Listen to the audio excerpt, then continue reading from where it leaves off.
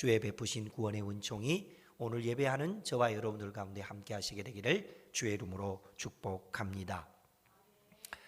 속담은 아닌데 우리가 관용으로 많이 쓰고 있는 표현들이 몇 가지가 있는데 그 중에 대표적인 게 뭐냐면요, 안고 없는 찐빵이라고 하는 말입니다. 근데 이게 표준어로는 일본어가 들어있으니까 이렇게 말하면 안 된다고 하죠.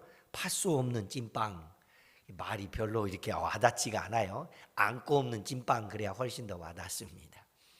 내용인즉슨 어떤 상황, 어떤 음식, 어떤 물건에 꼭 있어야 되는데 그게 빠져버렸을 때 거기에서 맛이 나지 않고 재미가 없으면 그것을 보고 안고 없는 찐빵이다, 이제 그렇게 말합니다.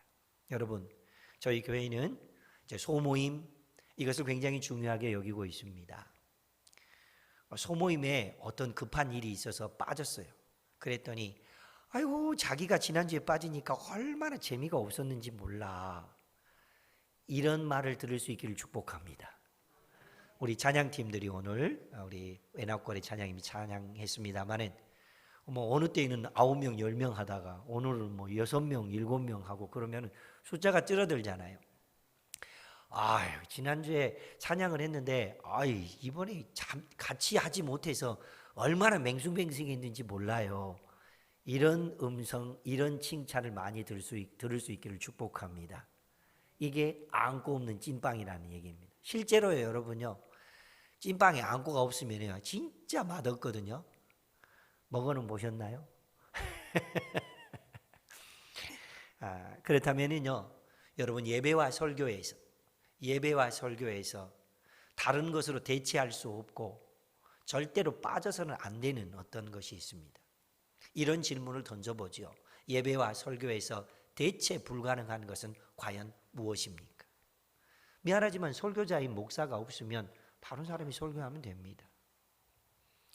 또 피아노 잘 치신 분들이 있으면 너무 고맙죠. 그러나 피아노 없을 때 옛날에는 어떻게 했습니까? 그냥 손뼉 치고 찬송했어요. 또 교회 안에 다양한 시스템들이 잘 갖춰져 있습니다만은 아주 옛날에는 시스템 제대로 안 갖춰 있었을 때는 그냥 생소리로 그냥 했습니다. 다 어떤 것으로든지 대체가 가능합니다. 그런데 예배와 설교에서 절대로 대체 불가능한 어떤 요소가 있습니다. 뭐게요? 하나님은 다른 걸로 바꿀 수가 없습니다. 여러분, 몇천 명이 모이는 큰 교회에서도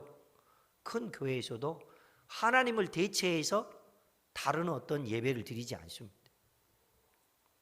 두세 사람 모이는 아주 작은 개척교회라고 사람이 적게 모였다고 농담 땀먹기 하고 재미있는 이야기하고 그냥 끝내는 그런 예배? 그건 예배가 아닙니다. 어떤 교회의 예배와 설교에서든지 하나님이 빠져버리면 미안하지만 그 교회의 예배와 설교는 아무것도 아니고 마치 안고 없는 찐빵과 같은 일이 됩니다. 그러므로 우리는 이렇게 고백할 수 있습니다. 함께 따라해 보겠습니다. 하나님의 이야기로 가득한 교회. 두 손을 가슴에 모으고 하나님의 이야기로 가득한 성도. 나만 그래도 되겠습니까? 옆 사람을 바라보면서 손 좀 잡아주면서 하나님의 이야기로 가득한 성도 되십시오. 그래요. 우리는 모두 다 하나님의 이야기로 가득 차야 돼요. 할렐루야. 바울 일행은 시리아 안디옥에서 출발해서 이제 바보라고 하는 곳에서 예수님을 전하고 하나님의 복음을 전했습니다. 그리고 그곳에서 배를 타고 가서 버가라고 하는 곳에 도착했는데 버가에서 동행하던 마가 요한이 너무 힘들었는지 집으로 돌아가 버리고 말았습니다. 그리고 이제는 비시디아 안디옥이라고 하는 곳에 도착했습니다. 지난주에도 말씀드렸던 것처럼 바울 일행이 이방 지역에서 선교를 하러 가서 복음을 전했던 복음의 핵심 3가지는 뭐였는지 기억하십니까? 다시 알려드릴게요. 보여주시죠. 함께 읽습니다. 시작. 구주 예수, 십자가와 부활, 차별 없는 은혜. 한 번 더 기억하십니다. 시작. 구주 예수 십자가와 부활 차별 없는 은혜, 그때 구원이 임한 거예요. 그래서 복음의 핵심 속에서는 예수님을 빠져버리면 안 되고요, 십자가와 부활이 없는 복음은 복음이 아니고요, 그리고 유대인만 구원을 얻는 것이 아니라 차별이 없이 헬라인이나 할례를 받지 않는 사람이라 할지라도 모두 다 구원을 얻는다라고 하는 이 복음의 핵심을 전했습니다. 바울 일행은 비시디아 안디옥에서도 이렇게 복음을 전했는데 이 사람들이 복음을 네 그렇습니다라고 쏙 받았으면 얼마나 좋았게요. 오히려 그러지 못하고 바울 일행을 핍박했습니다. 박해를 받던 바울과 바나바는 그 도시를 벗어날 때 발에 먼지를 떨어버리고 뭐 했다고 그랬죠? 성령과 믿음이 충만했더라. 할렐루야. 박해를 받으면서도 내가 복음을 전하는 믿음의 일꾼 되었고 복음을 담아내는 그릇 되어서 어떤 상황에서도 구주 예수를 전하고 십자가와 부활을 전하며 차별 없는 은혜를 전할 수 있게 하신 하나님께 감사하면서 기뻐하면서 성령이 충만했다라고 합니다. 이러는 종이 오늘 저와 여러분들 가운데 함께 하시게 되기를 주의 이름으로 축복합니다. 그리고 나서 이제 새로 도착한 곳이 이고니온이라고 하는 도시에 도착했습니다. 이고니온에 도착해서 역시 이전에 전했던 대로 계속해서 복음을 전하는데 이 이고니온 사람들 중에 복음을 듣고 난 다음에 두 종류로 나뉘어졌습니다. 이고니온 사람들이 두 부류로 나누었는데 첫 번째 부류의 사람은 이렇게 됐습니다. 바울이 전하는 복음을 따르는 자, 4절 말씀에 기록되어 있습니다. 그러나 5절에는 따르는 자만 있는 것이 아니라 오히려 모욕하면서 돌로 치려는 자들도 있었습니다. 두 사도를 따르는 자들이란 얘기는 말씀을 듣고 난 다음에 마음에 찔림을 받아서 내가 어찌할꼬 하며 회개하면서 진리를 받아들인 사람들입니다. 반대로 모욕하면서 돌로 치려 했던 사람들은 진리를 거부하는 사람들입니다. 그러면 복음이 그러하였듯이 말씀을 듣고 난 다음에 찔림을 받고 진리로 그 말씀을 받는 자에게는 어떤 일이 있게 될까요? 당연히 구원이 있겠지요. 그러나 반대로 진리를 거부하는 자들은 어떻게 되었을까요? 우리가 지금 사도행전을 계속해서 읽으면서 또 말씀을 듣고 있으면서 바울 따라잡기라고 하는 이 주제를 가지고 공부하고 또 말씀을 나누고 있는데요.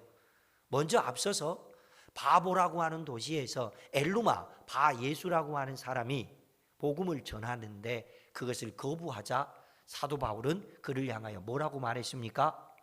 마귀의 자식아, 그렇게 말했습니다. 그리고 지난주 우리가 읽었던 사도행전 13장 46절에는 진리를 거부하는 사람들, 그들을 향하여서 이렇게 기록되어 있습니다. 따라해 봅니다. 합당치 않는 자.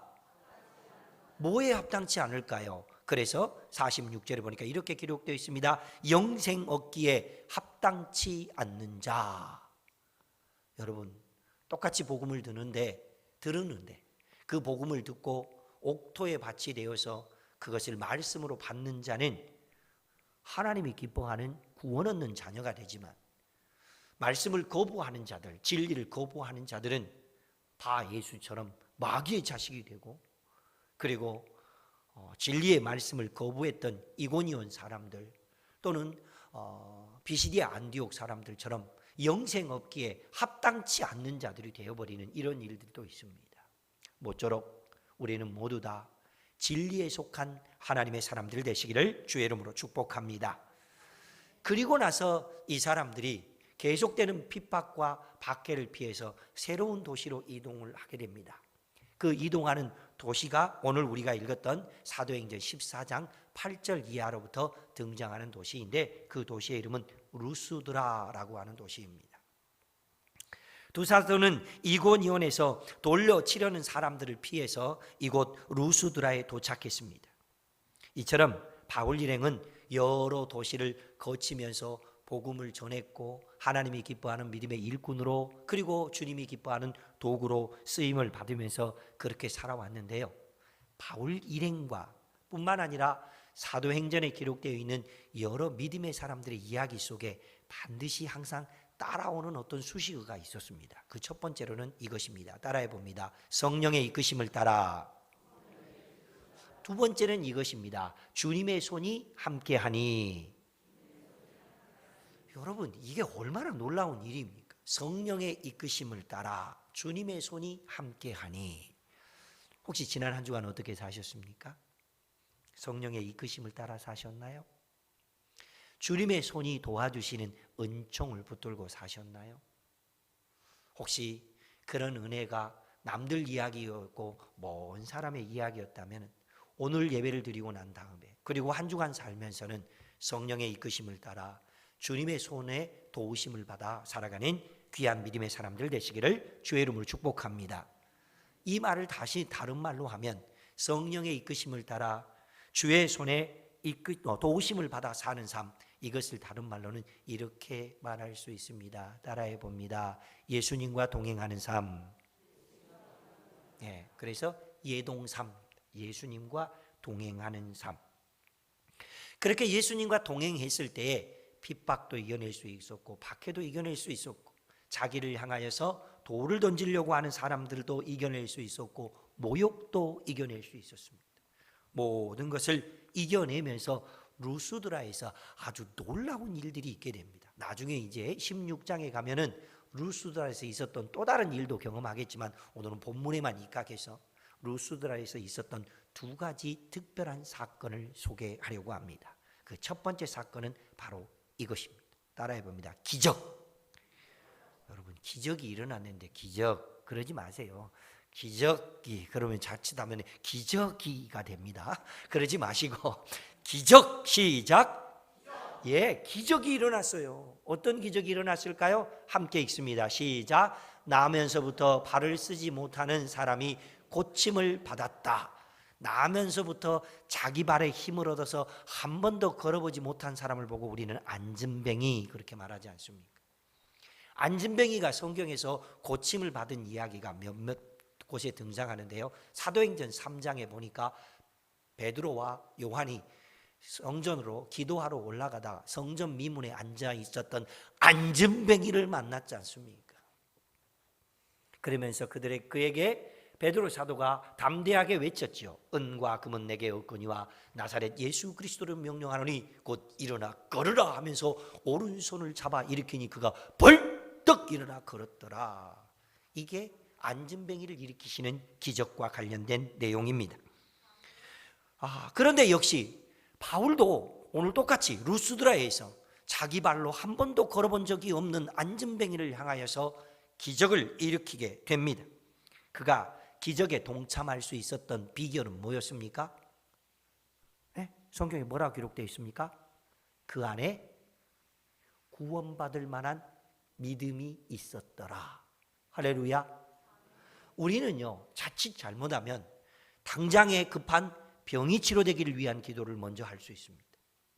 당장에 급한 우리 자녀들의 성공이나 출세를 위한 기도를 먼저 할 수 있습니다. 당장에 급한 가난을 이겨낼 수 있는 부자가 되기를 원하는 것을 기도할 수 있습니다. 물론 기도해야죠. 그러나 우리 하나님께서 우리를 향하여 주목하고 있는 것은 부자가 되는 것도, 자녀들이 출세하고 성공하는 것도, 혹은 문제가 해결받는 것도, 질병이 치료받는 것도, 이런 것도 중요한 관심사일 수 있겠지만 더없이 중요한 관심사는 뭐라고요? 구원받을 만한 믿음이 있는가? 할렐루야. 구원받을 만한 믿음이 있었을 때에 그 이후로 따라오는 것이 문제가 해결되는 것, 그 이후로 따라오는 것이 질병이 치료받는 것, 우리의 자녀들이 성공되어지는 것, 우리의 질병에서 노임을 받는 것, 이런 것들입니다. 논리적 순서가 잘못되어지면은 그것을 보고 기복신앙이다 그렇게 말하지 않습니까? 우리는 구원받을 만한 믿음을 소유할 수 있게 되기를 주의 이름으로 축복합니다.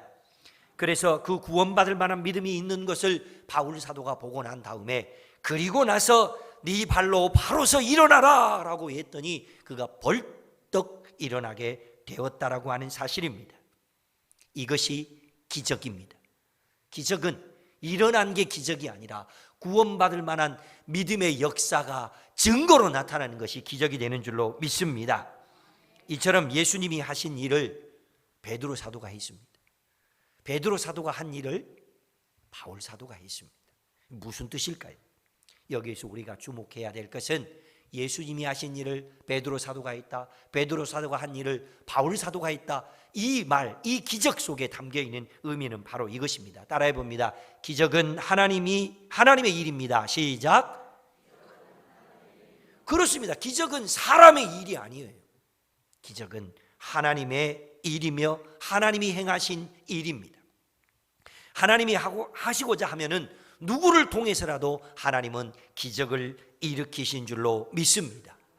그래서 예수님께서는 자기 아들이 불로 물로 뛰어들어가고 귀신에 들려서 아무것도 할 수 없는 아들을 데리고 온 아버지를 향하여서 주여 내 믿음 없음을 용서하여 주십시오 라고 말하자 그때 주님이 뭐라고 말씀하셨습니까? 누가복음 9장 23절에 이렇게 말씀하셨습니다. 믿는 자에게는 능치 못한 일이 없느니라. 함께 있습니다. 시작. 믿는 자에게는 능치 못한 일이 없느니라. 할렐루야. 믿는 자 속에서 역사하시는 하나님이신 줄로 믿습니다. 그러므로 우리는 이 중심을 절대로 놓치지 말아야 됩니다. 따라해 봅니다. 기적은 하나님의 일입니다. 한 번 더 따라합니다. 기적은 하나님의 이야기입니다. 그렇습니다. 기적은 하나님의 일이고 하나님의 이야기입니다. 오늘 우리가 기적을 경험하기를 원하거든 그것이 하나님의 일임을 인정하고 믿음의 사람 안진뱅이가 일어설 수 있었던 것은 그 안에 구원받을 만한 믿음이 있었기 때문이라는 것을 놓치지 말고 믿음으로 살 수 있기를 주의 이름으로 축복합니다. 근데 기적이 기적으로만 끝나지 않았습니다. 그 다음에 이어지고 있는 일들은 바로 말씀 제목처럼 기적과 유혹 사이에서처럼 이 일들이 있게 되었습니다. 함께 보시죠. 유혹. 어떤 일이 있었다고요? 이런 일이 있었습니다. 함께 읽습니다. 시작. 신들이 사람의 형상으로 우리 가운데 오셨다. 이게 국어책 읽듯이 읽으면 별로 감이 안 와요. 신들이 사람의 형상을 입고 우리 가운데 오셨도다 이렇게 말했다니까요. 그런데 이 말을 누군가가 외치니까 사람들이 어떻게 했을까요? 박수를 치면서 환호하고 연호하면서 바나바 하니까 저쪽에서 또 바울 하고 소리를 쳤다는 얘기예요. 많은 사람들이 환호하고 그리고 손뼉을 치는 일들이 있게 되었습니다. 지금 우리는 계속해서 바울 따라잡기라는 설교를 11번째 설교를 들으면서 예배를 드리고 있습니다. 바울이 하나님 앞에서 어떻게 살았는지를 우리는 주목해야 한다는 것입니다. 당시에 루스드라 사람들이 그들은 모두 다 제우스를 믿고 있었거든요. 그렇기 때문에 그들 입장에서는 바나바가 우리 가운데 제우스로 왔다.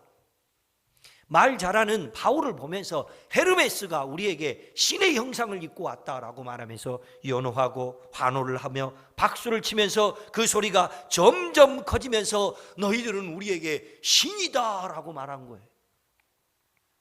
자, 그때 믿음의 사람들이 어떻게 반응을 했습니까? 이 소리를 들었던 이방 신전의 이 제사장들이 꽃을 가지고 오고 소를 잡아 가지고 와서 바울과 바나바 앞에다가 상을 버려놓고 예배하고 경배하고 제사하려고 합니다.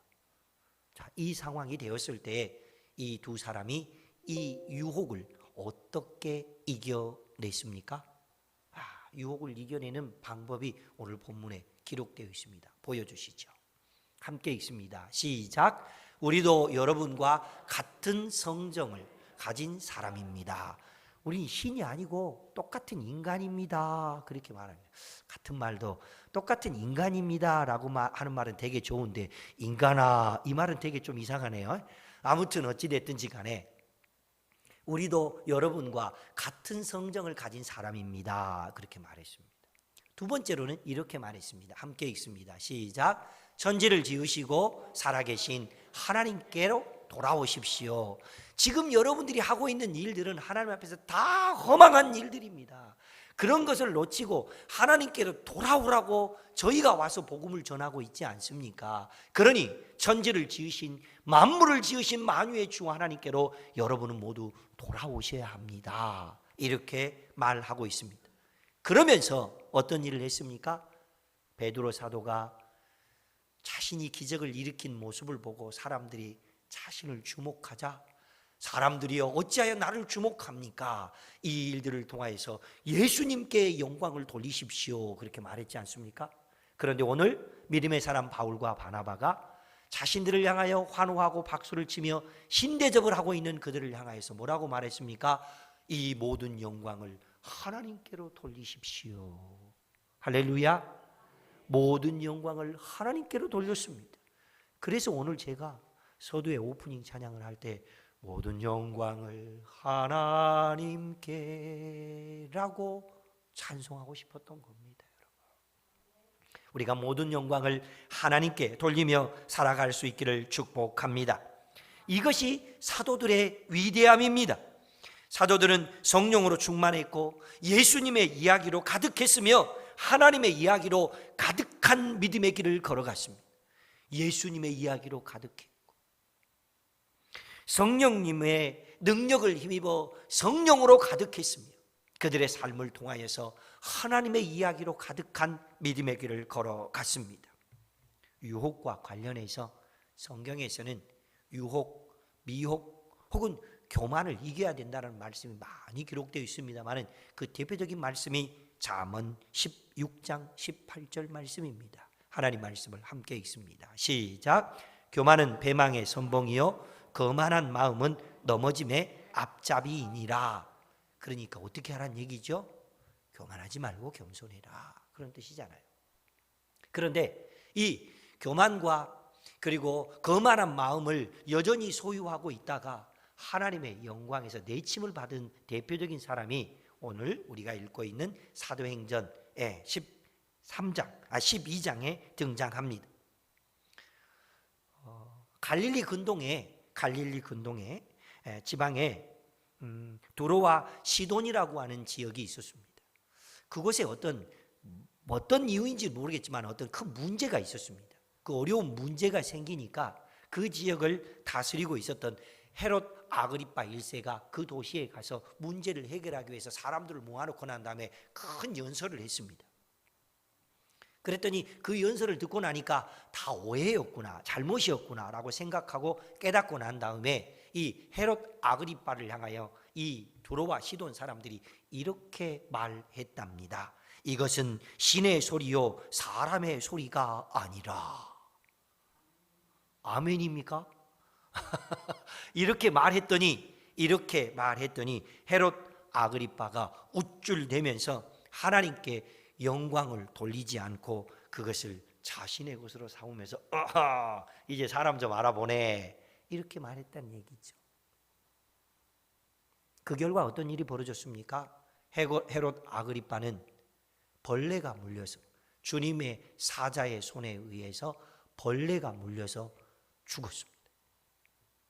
여러분, 우리가 살면서 주님의 손은요, 사도행전은 자세히 읽어보십시오. 주님의 손은 어느 때에는요 돕는 손인, 기적을 일으키는 손, 능력을 행하는 손이 되기도 하지만 어느 때에는 치시는 손이기도 합니다. 그러므로 오늘 저와 여러분들은 주님의 손이 분명히 존재하지만 돕는 손, 은혜를 베푸시는 손, 치유하시는 손, 능력을 주시는 손으로 경험할 수 있게 되기를 축복합니다. 결코 교만한 마음이나 오만한 마음이나 하나님이 기뻐하시지 않는 거만한 마음을 품고 있어서는 하나님의 뜻을 이루어낼 수가 없습니다. 제가 20대 초반에 있었던 일입니다. 잠시 고향에 지내고 있었을 때인데 가을 거지가 끝나고 나면 저희 시골에서는 특별한 어떤 일감들이 별로 없습니다. 뭐 시설 농장이나 시설 이렇게 재배나 이런 걸 잘 하지 않거든요. 그래서 겨울이 되면 특별히 할 일이 없으니까 교회들이 함께 모여서 이렇게 2주 간격으로 외부 강사님들을 초빙해서 이렇게 부흥 집회를 겨울 동안 내내 이렇게 하는 은혜로운 시간들을 좀 보냈습니다. 그래서 이렇게 교회별로 돌아가면서 겨울에 부흥 집회를 하는데 이 연합 교회가 5개 있었거든요. 여러분 하이도에서는요 야구도 할 수 있고 축구도 할 수 있어요. 절대로 공이 바닷물에 빠지는 작은 섬이 아닙니다. 그래서 그곳에서 그렇게 5개 교회가 연합해서 하는데 연합교회 5개 목사님들 중에 한 분이 저보고 찬양 인도를 좀 해달라고 그래서 그렇게 하시죠. 그래서 이렇게 찬양 인도를 했습니다. 이름만 되면 알 법한 유명한 강사 목사님이 그날 오셨어요.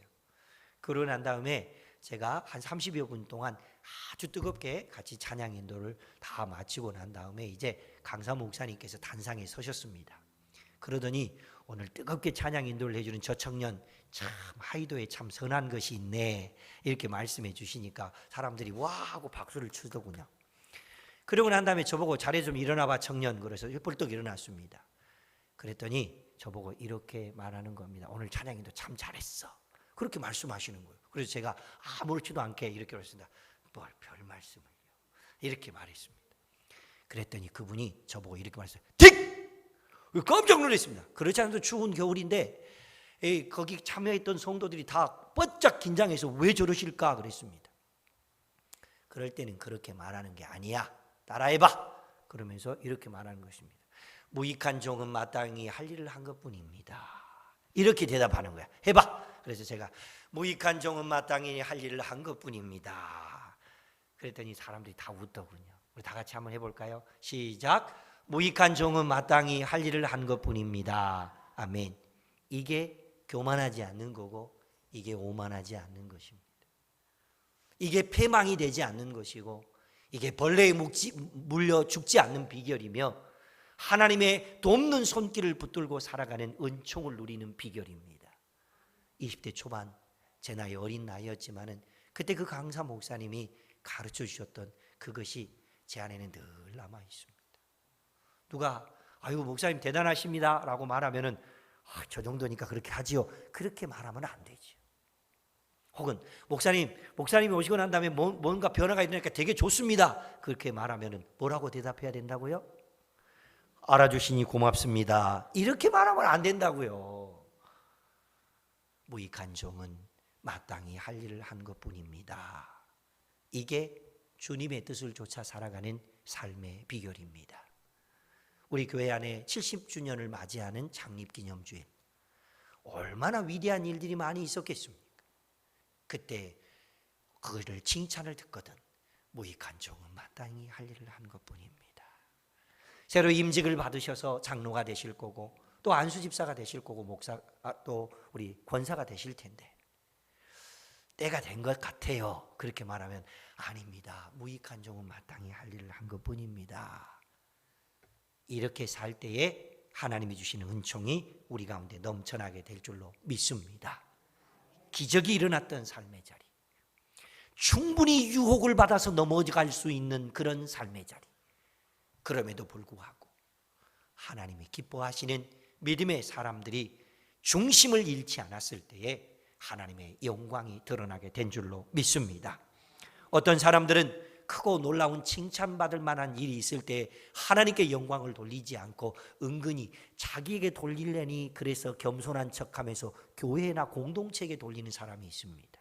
그것도 옳지 않습니다. 하나님께 영광을 돌려야 됩니다. 결코 자신에게 돌려서는 안 됩니다. 하나님께 영광을 돌려야 합니다. 그래서 우리 교회에는 하나님의 이야기가 가득 찬 교회가 되어야 할 줄로 믿습니다. 바나바와 바울은 모든 영광을 오직 하나님께로만 돌렸습니다.